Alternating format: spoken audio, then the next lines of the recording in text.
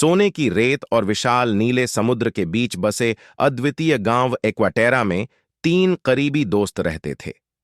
रवि, एक निडर bull rider जो किसी भी भैंस को काबू में कर सकता था।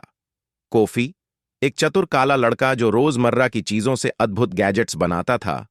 और लीला, एक लंबी दयालु लड़की जिसके सपने उनके गांव से परे दुनिया की खोज करने के थे। एक शाम, जब सूरज अस्त हो रहा था और पानी पर सुनहरी चमक बिखेर रहा था, कुछ अजीब हुआ। एक्वाटेरा के नीचे की जमीन कांपने लगी और धीरे धीरे गांव समुद्र में डूबने लगा। लेकिन घबराहट की बजाय गांव वालों ने एक अजीब शांति महसूस की, जैसे समुद्र उन्हें अपनी गोद में ले रहा हो। रवि, कोफी और लीला जानते थे कि उन्हें यह पता लगाना होगा कि क्या हो रहा है। कोफी ने जल्दी से पुराने मछली पकड़ने के जाल का उपयोग करके एक छोटी नाव बनाई और तीनों दोस्तों ने समुद्र में रोमांचकारी यात्रा पर निकल पड़े। जल्द ही उन्होंने एक धुंध में छिपा हुआ द्वीप खोजा, जहां उन्हें एक बुद्धिमान पुराना कछुआ तारो मिला। तारो ने उन्हें एक्वाटेरा की कहानी सुनाई। यह गांव समुद्र द्वारा आशीर्वादित पवित्र भूमि पर बना था, जिसे ज्वार के साथ तैरते और चलने के लिए निर्धारित किया गया था, जब तक कि यह अपना असली घर नहीं पा लेता। दोस्तों ने महसूस किया कि उनका गांव डूबना कोई आपदा नहीं, बल्कि एक जादुई परिवर्तन था।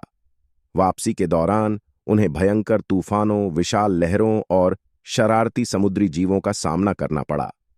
रवि के बुल राइडिंग कौशल ने नाव को नियंत्रित करने में मदद की, कोफी के गैजेट्स ने उन्हें सुरक्षित मार्ग दिखाया और लीला की लंबाई ने खतरों से बचने में मदद की, क्योंकि वह क्षितिज पर नजर रखती रही। जब वे वापस लौटे तो पाया कि एक्वाटेरा एक सुंदर तैरते शहर में बदल चुका था, जहां घर अब खंभों पर थे और गांव वाले समुद्र के साथ सामंजस्य में रहने लगे थे। समुद्र उनका नया घर बन चुका था, जो अनंत संभावनाओं और नई खोजों से भरा हुआ था। गांव वालों ने तीनों दोस्तों का जश्न मनाया, क्योंकि उन्होंने समुद्र के उपहार को समझा था। वे जानते थे कि यह उनके तैरते हुए गांव में कई और रोमांचों की शुरुआत मात्र थी, जो समुद्र की बुद्धिमत्ता और उनके अटूट दोस्ती के बंधन द्वारा मार्गदर्शित होंगे।